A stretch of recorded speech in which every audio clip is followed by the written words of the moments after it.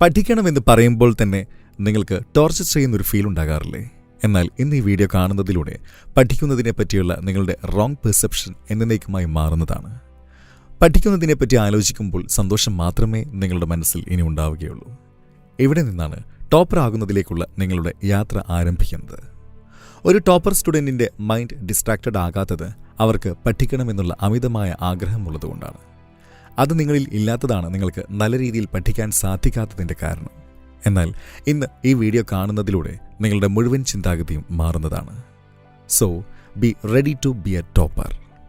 കാര്യങ്ങൾ മുഴുവൻ മനസ്സിലാക്കുന്നതിനായി ഈ വീഡിയോ സ്കിപ്പ് ചെയ്യാതെ അവസാനം വരെ കാണുക. ഇതിൽ പറയുന്ന കാര്യങ്ങൾ വളരെ എഫക്റ്റീവായി ഫോളോ ചെയ്യുക. അല്ലാത്ത പക്ഷം നിങ്ങൾക്ക് ഈ വീഡിയോ കൊണ്ട് യാതൊരു തരത്തിലുള്ള ഉപകാരവും ഉണ്ടായെന്നു വരില്ല. ഇനി നമുക്ക് ചെയ്യേണ്ട കാര്യങ്ങളെപ്പറ്റി വ്യക്തമായി മനസ്സിലാക്കാം. Number 5, feel boredom. നിങ്ങൾക്ക് എന്തുകൊണ്ടാണ് നല്ല രീതിയിൽ പഠിക്കാൻ സാധിക്കാത്തത്, അല്ലെങ്കിൽ പഠിക്കാനുള്ള തോന്നൽ ഉണ്ടാക്കാത്തത് എന്നറിയാമോ?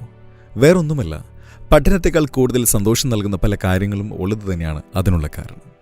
ഇനി നിങ്ങളെ സന്തോഷിപ്പിക്കുന്ന ഇത്തരത്തിലുള്ള കാര്യങ്ങൾ നിങ്ങളിൽ നിന്നും എടുത്തുമാറ്റി എന്ന് വിചാരിക്കുക.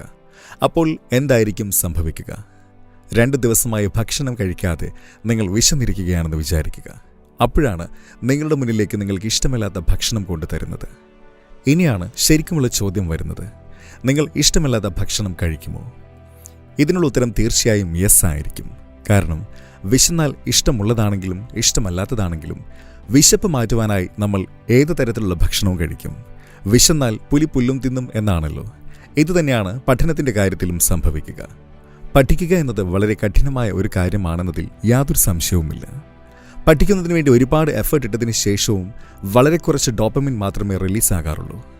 ഇതിനുള്ള കാരണം മറ്റൊന്നുമല്ല, പകരം ഹൈ ഡോപ്പമിൻ നൽകുന്ന ഗെയിംസ് പോലുള്ള കാര്യങ്ങളും ചുറ്റിലുമുള്ളത് തന്നെയാണ്. ഇനി ഇങ്ങനെയുള്ള എല്ലാ കാര്യങ്ങളും നിങ്ങളിൽ നിന്ന് എടുത്തു മാറ്റി ഒരു പുസ്തകം മാത്രം തന്ന് നിങ്ങളെ ഒരു മുറിയിൽ പൂട്ടുവെക്കുകയാണെന്ന് സങ്കല്പിക്കുക. ഒരു പരിധി കഴിയുമ്പോൾ നിങ്ങൾ തീർച്ചയായും ബോർഡാകുന്നതാണ്. അങ്ങനെ നിങ്ങൾ ആ പുസ്തകം എടുത്ത് വായിച്ചു തുടങ്ങും. ഇത് വളരെ നാച്ചുറലായ കാര്യമാണ്. എത്ര തന്നെ ബോറിംഗ് ആയ പുസ്തകമാണെങ്കിലും ഈ സാഹചര്യത്തിൽ നിങ്ങൾ ആ പുസ്തകത്തിൽ കൂടുതൽ ഇൻട്രസ്റ്റ് കാണിച്ചു തുടങ്ങുന്നതാണ്. വാസ്തവത്തിൽ ബോർഡം അനുഭവിക്കുന്നത് മനുഷ്യരിൽ കൂടുതൽ ഇൻട്രസ്റ്റ് ക്രിയേറ്റ് ചെയ്യുമെന്നാണ് ശാസ്ത്രം പറയുന്നത്. ഈ സാഹചര്യത്തിൽ വളരെയധികം ബുദ്ധിമുട്ടുള്ള കാര്യങ്ങൾ പോലും മനുഷ്യർക്ക് കൂടുതൽ ഇൻട്രസ്റ്റിംഗ് ആയി അനുഭവപ്പെടുന്നതാണ്. ഈ രീതി നിങ്ങളുടെ പഠനത്തിലേക്ക് അപ്ലൈ ചെയ്യുക. നിങ്ങളെ ഡിസ്ട്രാക്ട് ചെയ്യുന്ന വസ്തുക്കൾ പഠിക്കുന്ന സമയത്ത് നിങ്ങളുടെ അടുത്തു നിന്നും മാറ്റിവെക്കുക. Number 4, setting time. കൂട്ടുകാർക്ക് റിലേഷൻഷിപ്പ് സെറ്റ് ചെയ്യുന്നതിനെക്കുറിച്ച് പറയുന്നത് നിങ്ങൾ കേട്ടിട്ടുണ്ടാകും. എന്നാൽ ഇന്ന് ശരിക്കും സെറ്റ് ചെയ്യേണ്ടത് എന്താണെന്ന് ഈ വീഡിയോയിലൂടെ നിങ്ങൾക്ക് മനസ്സിലാക്കാവുന്നതാണ്. Mobile phone, social media, love affairs തുടങ്ങിയ കാര്യങ്ങൾ ചിലപ്പോൾ നിങ്ങൾക്ക് ലോങ് ടേമിൽ കോൺട്രിബ്യൂട്ട് ചെയ്തു എന്ന് വരില്ല. അതുകൊണ്ട് തന്നെ ഇതെല്ലാത്തിനുമായി നിങ്ങൾ നിങ്ങളുടെ ജീവിതത്തിൽ കൃത്യമായ ഒരു ടൈം സെറ്റ് ചെയ്യുക. ഉദാഹരണത്തിന്, നിങ്ങളുടെ ഗേൾഫ്രണ്ടിനോട് സംസാരിക്കുന്നതിനായി രാത്രി 8 മണിക്ക് അതും ഒരു 20 മിനിറ്റ് സമയം മാറ്റിവെക്കുക. ഇതുപോലെ തന്നെ നിങ്ങൾക്ക് ഇഷ്ടമുള്ള കാര്യങ്ങൾ ചെയ്യുന്നതിനായി ഒരു ദിവസം കുറച്ച് സമയം സെറ്റ് ചെയ്ത് മാറ്റിവെക്കുക. ഒരു ദിവസം 30 മിനിറ്റിൽ താഴെ മാത്രം സോഷ്യൽ മീഡിയ ഉപയോഗിക്കുക.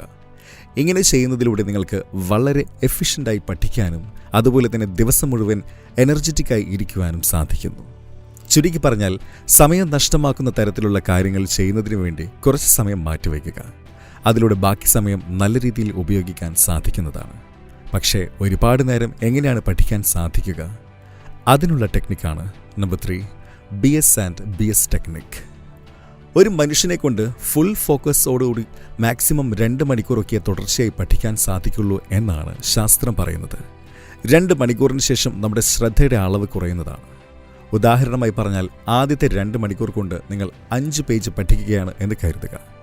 എന്നാൽ തുടർച്ചയായ പഠനത്തിലെ 3-ാം മണിക്കൂറിൽ നിങ്ങൾക്ക് ചിലപ്പോൾ 1 പേജ് മാത്രമേ പഠിക്കുവാൻ സാധിക്കുകയുള്ളൂ.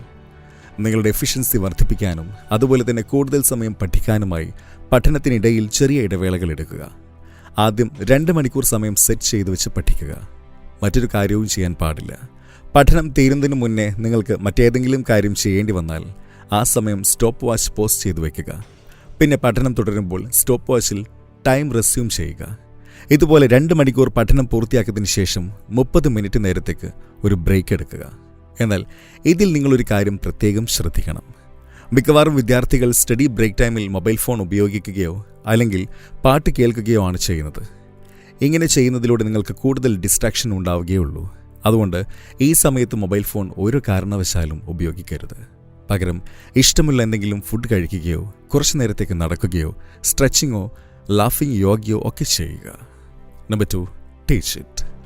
ഒരു കാര്യം നിങ്ങൾ പഠിച്ചു എന്നിരിക്കട്ടെ, എന്നാൽ അത് ലോങ് ടേം ഓർമ്മ നിൽക്കുന്നതിനായി നിങ്ങൾ ചെയ്യേണ്ട ഒരു കാര്യമാണ് പഠിപ്പിച്ച് കൊടുക്കുക എന്നത്.